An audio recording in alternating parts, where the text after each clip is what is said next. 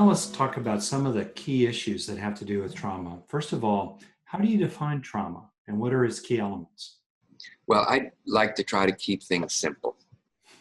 And so I would say simplest definition of trauma, I'm not talking specifically about PTSD, but about trauma in general, is that when we're frightened, or what it happens when we're frightened or overwhelmed beyond our capacity to rebound.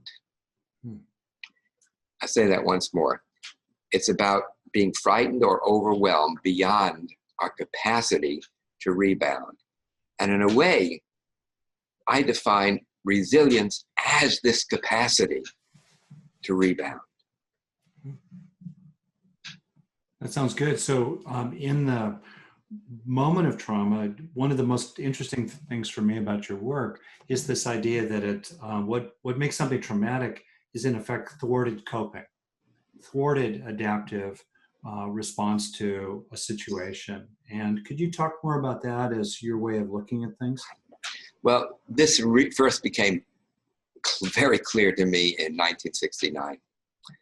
And I remember that date very specifically because that was also the date of the moon landing had occurred just before that.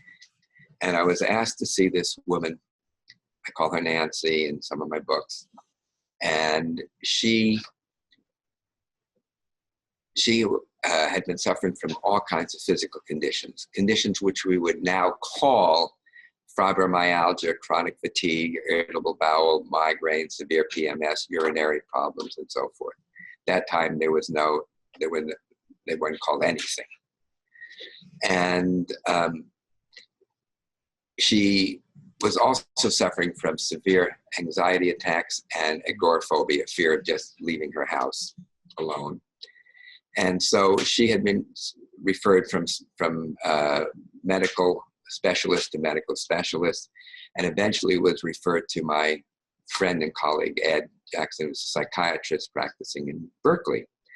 And he thought that at least I had been developing some mind-body, body-mind exercises for deep relaxation in the mid-1960s.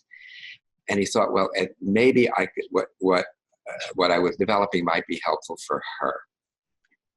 And so I began to get her. She came in with her husband. You could see her heart was pounding at about 130 beats a minute. And she was just filled with fear and humiliation at, not being able to be at all independent. And so I tried to reassure them, and I began to do some of these relaxation exercises with her. And lo and behold, her heart rate started going down. Needless to say, I was relieved. And then it shot up and went up to about 150, 160 beats per minute. And I remember saying the very stupidest thing that anybody could say at that time, which was, Nancy, and this is embarrassing to say that, relax, you need to relax, just relax. And so, but her heart rate started going down, and I was very relieved, needless to say, but it kept going down and down and down. So 100, 90, 80, 70, 60, 55.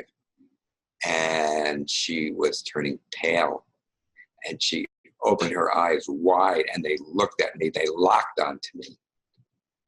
And she said, "Doctor, I'm dying, don't let me die. Help me, help me."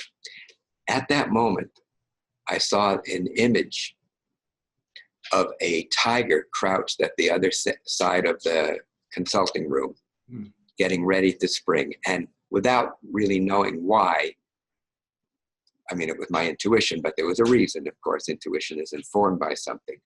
I said the following words. I said, "Nancy, there's a tiger chasing you. Run, run, climb those rocks and escape."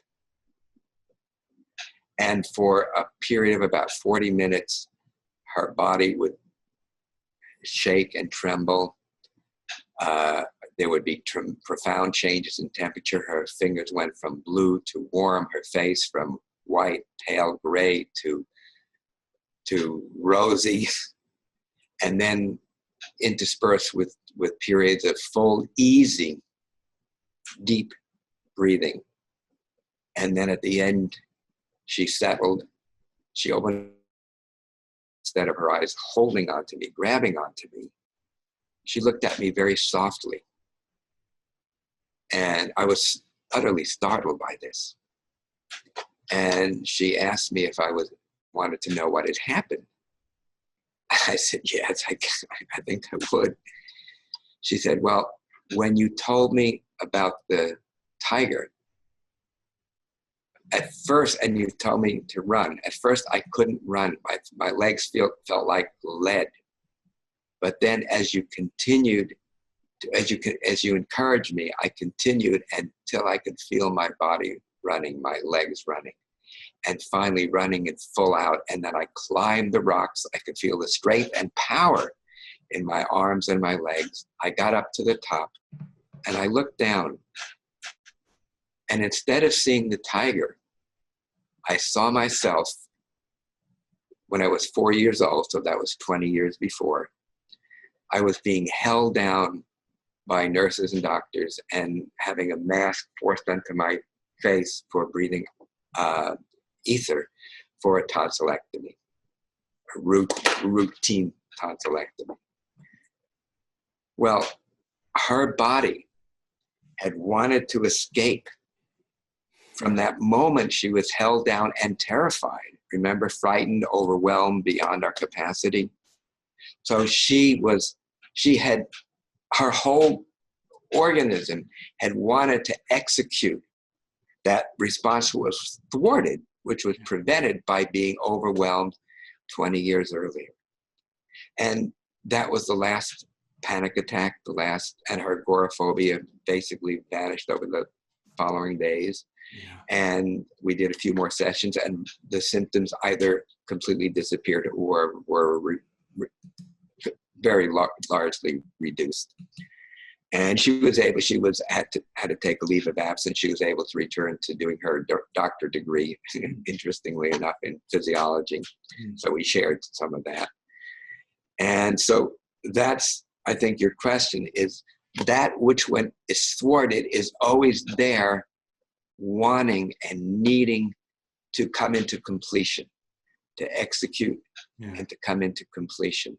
And that also became a very big part of my understanding of what happens in trauma and why trauma doesn't get resolved, because we stay in that overwhelmed, thwarted condition. So 2 questions for you. One is, how does unresolved trauma make us less resilient, more brittle, or more rigid in our ways of coping, et cetera, et cetera? Well, basically, trauma uses up our resilience, uses up our capacity. Yeah. My doctoral dissertation was really just on that. It was called Accumulated Stress, Reserve Capacity, and Dis-ease. So when we lose that reserve capacity, then we are more susceptible to dis-ease and eventually to all kinds of diseases. How does trauma use up our reserve capacity? Well,